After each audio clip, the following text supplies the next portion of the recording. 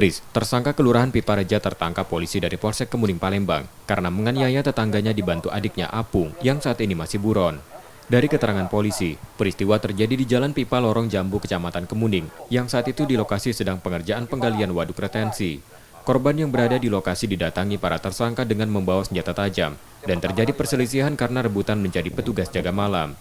Kemudian tersangka Tris membacok punggung korban berkali-kali diikuti adiknya, melukai korban di tangan.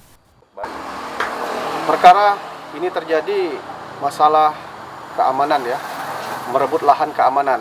Jadi mereka ini ada suatu proyek, yaitu proyek pengerukan waduk ya, sehingga mereka memperebutkan ya untuk menjadi keamanan di sana. Ada ketersinggungan sehingga terjadilah pengeroyokan, membuat korban luka bacok 2 kali, 1 di tangan kiri dan 1 di punggung. Benar, 1 lagi DPO masih kita cari. Insya Allah dalam waktu dekat kita bisa mengamankan pelaku tersebut. Karena perbuatannya tersangka ditahan di tahanan Polsek Kemuning Palembang dan terancam hukuman 5 tahun penjara. Sementara adiknya masih dalam pengejaran polisi. Reski Oktora, Muklas Diferensial, Kompas TV, Palembang, Sumatera Selatan.